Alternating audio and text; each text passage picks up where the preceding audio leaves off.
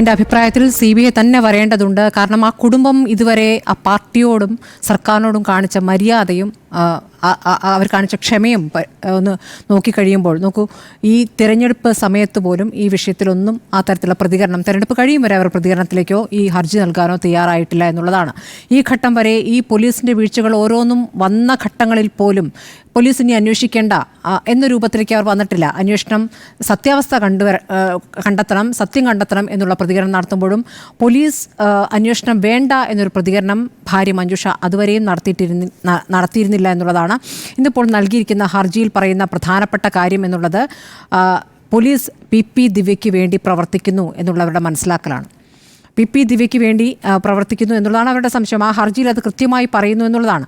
അപ്പോൾ അതിൽ അവർക്ക് ആ ബോധ്യത്തിലേക്ക് എത്തുന്ന കാര്യങ്ങളുണ്ട്. PP ദിവ്യയ്ക്ക് CPM പിന്തുണയുണ്ട് എന്ന് നവീൻ ബാബുവിൻ്റെ കുടുംബം ആ ഹർജിയിൽ പറഞ്ഞിരിക്കുന്നു എന്നുള്ളതാണ്. അതോടൊപ്പം തന്നെ പ്രശാന്തനുമായി ബന്ധപ്പെട്ട്, പ്രശാന്തൻ ഈ അഴിമതി ആരോപണം ഉന്നയിച്ചതുമായി ബന്ധപ്പെട്ട് പറയുന്നു, കൊന്നു കെട്ടിത്തൂക്കിയതാണോ എന്നുള്ള സംശയം അവർ ഉന്നയിക്കുകയാണ്. നമുക്ക് ഈ കേസിൻ്റെ നാൾവഴികൾ വരുന്ന തുടക്കം മുതൽ ഈ കേസ് ഏത് തരത്തിലാണ് ശ്രദ്ധിക്കപ്പെടുന്നത്? അവിടെ ജില്ലാ പഞ്ചായത്ത് പ്രസിഡന്റ് തന്നെ അപമാനിക്കുന്ന ദൃശ്യങ്ങൾ അവർ തന്നെ പുറത്തുവിടുന്നു. അവർ തന്നെ പുറത്തുവിട്ട ശേഷം ആ മരണം സംഭവിച്ച ശേഷം എങ്ങനെയൊക്കെയാണ് അന്വേഷണം നീങ്ങിയത്?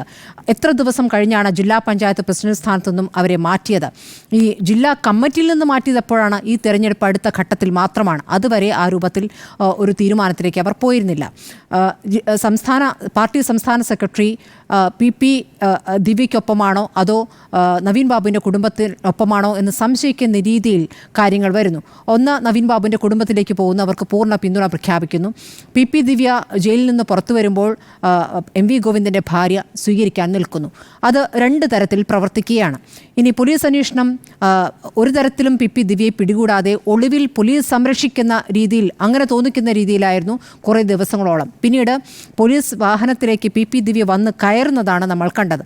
അതിനുശേഷം നടന്ന കാര്യങ്ങളൊക്കെ അന്വേഷണവുമായി ബന്ധപ്പെട്ടിപ്പോൾ ദിവ്യ അപമാനിച്ച് നടത്തിയ ആ പ്രതികരണം, അതുമായി ബന്ധപ്പെട്ട അന്വേഷണം, അതിൽ ഒതുക്കിയിരിക്കുന്നു അന്വേഷണം എന്നുള്ളതാണ്. അവിടെ പ്രശാന്തനുമായി ബന്ധപ്പെട്ടോ ആ തരത്തിലുള്ള ഈ അഴിമതി ആരോപണവുമായി ബന്ധപ്പെട്ടുള്ള അന്വേഷണത്തിലേക്ക് പോകുന്നില്ല.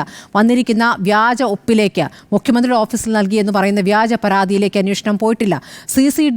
CCTV ദൃശ്യങ്ങൾ എടുത്തിട്ടില്ല എന്ന് ആ കുടുംബം പറയുന്നു. ഇൻക്വസ്റ്റ് നടപടികളിൽ കുടുംബത്തിൻ്റെ അനുവാദം ചോദിച്ചില്ല. അത് ഇവിടെ വെച്ച് നടത്തുന്നു എന്നുള്ളതാണ്. ഈ പറയുന്ന ആരോപണ വിധേയൻ ജോലി ചെയ്യുന്ന അഴിമതി കൈക്കൂലി ആരോപണം ഉന്നയിച്ച പ്രശാന്തൻ ജോലി ചെയ്യുന്ന ആശുപത്രിയിൽ തന്നെ എന്നുള്ളതാണ്. അവിടെയാണ് PP ദിവ്യയുടെ ഭർത്താവും ജോലി എന്നുള്ളതാണ്. അപ്പോൾ അവിടെ വെച്ച് എന്തെങ്കിലും തിരിമറി നടന്നിട്ടുണ്ടോ എന്ന് കുടുംബം സംശയിക്കുകയാണ്. മാത്രമല്ല മരിച്ച ശേഷം ആ മുറിയുടെ വാതിൽ തുറന്നു കിടന്നിരുന്നു. അവിടേക്ക് ആരെങ്കിലും വന്നിട്ടുണ്ടോ? ഈ പറഞ്ഞ പോലെ ആത്മഹത്യാക്കുറിപ്പ് എഴുതിയിട്ടുണ്ടാകാം. ഒരുപക്ഷെ ആ കത്ത് നഷ്ടപ്പെട്ടതാണ് എന്ന് വിവിധ പാർട്ടികൾ, BJP അടക്കം പലതവണ അത് ഉന്നയിച്ചിട്ടുണ്ട്. ആ കത്ത് അവിടെ നിന്ന് എടുത്തു മാറ്റിയതാണെന്നടക്കം. അപ്പോൾ SITയുടെ അന്വേഷണം, അതിനു മുമ്പ് CPMനോട് ഏറ്റവും അടുത്ത് നിൽക്കുന്ന പോലീസ് ഉദ്യോഗസ്ഥർ നടത്തിയ അന്വേഷണം, ഇതൊക്കെ തന്നെയും സംശയത്തിൻ്റെ നിഴലിലാണ്. അപ്പോൾ കുടുംബം പല ഘട്ടങ്ങളിലായി പ്രതീക്ഷ വെച്ചു പുലർത്തി. നേതാക്കൾ വന്നും പോയി ഇരുന്നു. ഏറ്റവും ഒടുവിൽ PP ദിവ്യ ഇപ്പോൾ അറസ്റ്റിലായ ശേഷം, ജാമ്യത്തിൽ പുറത്തു വന്ന ശേഷം MV ഗോവിന്ദൻ ഒരു പൊതുപരിപാടിയിൽ നടത്തിയ പ്രസംഗം നമ്മൾ കണ്ടതാണല്ലോ, ഏറ്റവും ഒടുവിലത്തെ പ്രസംഗം. ആ പ്രസംഗത്തിലും സത്യം പുറത്തു വരേണ്ടതുണ്ട്. അപ്പോൾ ഈ നവീൻ ബാബുവിനെ വീണ്ടും സംശയത്തിന് നിഴലാക്കുന്ന ഏതാണ് സത്യമെന്ന് അറിയേണ്ടതുണ്ട് എന്ന രൂപത്തിൽ പാർട്ടി ജില്ലാ സെക്രട്ടറി പ്രതികരിച്ചു എന്നുള്ളത് നമ്മൾ കണ്ടതാണ്. അപ്പോൾ കണ്ണൂർ ജില്ലാ ഘടകം പൂർണ്ണമായും ദിവ്യയ്ക്കൊപ്പമാണ് എന്നുള്ള കാര്യമാണ്. സംസ്ഥാനത്തെ പ്രധാനപ്പെട്ട വനിതാ നേതാക്കളടക്കം ദിവ്യ പുറത്തു വന്നപ്പോൾ ആശ്വാസം പ്രകടിപ്പിക്കുന്നത് കണ്ടു. അതേസമയം നവീൻ ബാബുവുമായി ബന്ധപ്പെട്ട് ഇപ്പോൾ റവന്യൂ വകുപ്പ് മന്ത്രി തുടക്കം മുതൽ നവീൻ ബാബു സത്യസന്ധനായ ഉദ്യോഗസ്ഥനാണ് എന്ന് പറയുന്നു. റവന്യൂ വകുപ്പ് ഒരു അന്വേഷണവും നടത്തിയിരിക്കുന്നു. പക്ഷേ ആ അന്വേഷണത്തിൽ കലക്ടറുടെ മൊഴി രേഖപ്പെടുത്തിയിരിക്കുന്നത്, കളക്ടർ ഈ നവീൻ ബാബുവുമായി ബന്ധപ്പെട്ട് നൽകിയിരിക്കുന്ന ഒരു പ്രതികരണം, അത് നവീൻ ബാബു സത്യസന്ധനായ ഉദ്യോഗസ്ഥനാണെന്ന് കളക്ടർ പറഞ്ഞു എന്നൊരു വാചകം മാത്രമാണ് നമ്മൾ പുറത്തേക്ക് കണ്ടിട്ടുള്ളത്. അപ്പോൾ അതിലപ്പുറം കളക്ടറുടെ പങ്ക്, കളക്ടർ അവിടെ ബോധപൂർവം മിണ്ടാതിരുന്നത്, അതിനുശേഷം നവീൻ ബാബുവിന് പിന്തുണ നൽകാതിരുന്നത് എന്ന കാര്യങ്ങളൊക്കെ പുറത്തു വന്ന ശേഷവും റവന്യൂ വകുപ്പ് നടത്തിയ അന്വേഷണത്തിൽ കളക്ടറെ ഇതിൽ പൂർണ്ണമായും ഒഴിവാക്കുകയാണോ, ക്ലീൻ ചിറ്റ് നൽകുകയാണോ എന്നൊരു സംശയം അവിടെ ഉയരുന്നുണ്ട്. ആ റിപ്പോർട്ട് ഏതായാലും റവന്യൂ മന്ത്രി കണ്ടിട്ടുണ്ട്. റവന്യൂ മന്ത്രി ഇപ്പോഴും നവീൻ ബാബുവിനൊപ്പം എന്ന് പറയുമ്പോഴും ആ റിപ്പോർട്ട് ഇപ്പോൾ മുഖ്യമന്ത്രിയുടെ പക്കലാണുള്ളത്. അത് പുറത്തു വന്നിട്ടില്ല. ആ റിപ്പോർട്ട് ഇപ്പോഴും പുറത്തു വരാത്തതാണ്. പോലീസ് അന്വേഷണത്തെ അത് സ്വാധീനിക്കുമോ എന്ന് സംശയിച്ചിട്ടാണ്. പോലീസ് അന്വേഷണത്തെ ഇനി എന്ത് സ്വാധീനിക്കാനാണ്? കളക്ടറുടേതായി 2 തരത്തിലുള്ള മൊഴികൾ, സംശയകരമായ 2 തരം മൊഴികൾ പുറത്തു വന്നിട്ടുണ്ട്. അതിലൊരു ക്ലാരിറ്റി ഈ പൊതുസമൂഹത്തിന് ലഭിച്ചിട്ടില്ല, കുടുംബത്തിന് ലഭിച്ചിട്ടില്ല. കുറഞ്ഞപക്ഷം കുടുംബത്തിന് ബോധ്യമാകുന്ന രീതിയിലുള്ള ഈ അന്വേഷണത്തിൻ്റെ പുരോഗതി ആ കുടുംബത്തെ അറിയിക്കേണ്ടതുണ്ട്. ആ തരത്തിലൊരു കാര്യങ്ങളും നടന്നിട്ടില്ല എന്നുള്ളതാണ്. അപ്പോൾ അതുകൊണ്ടാണ് ഇപ്പോൾ CBI അന്വേഷണം ആവശ്യപ്പെടുന്നത്.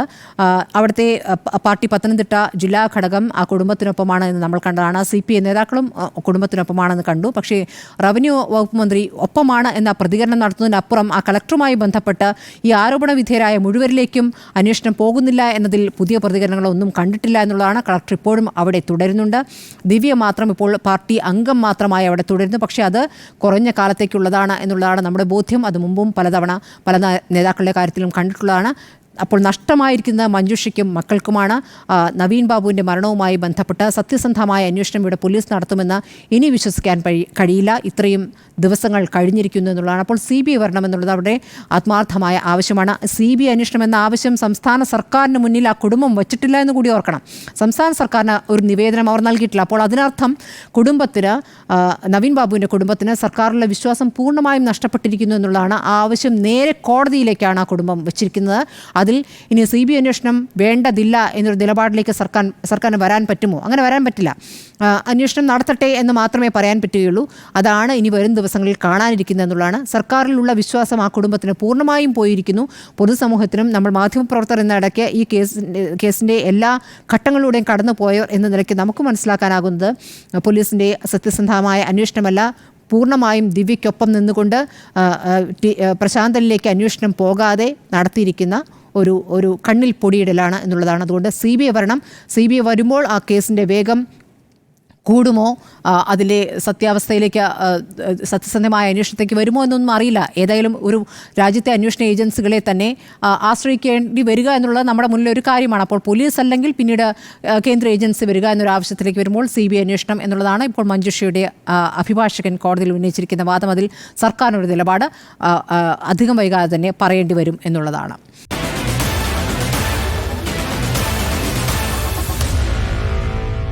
Meet the editors.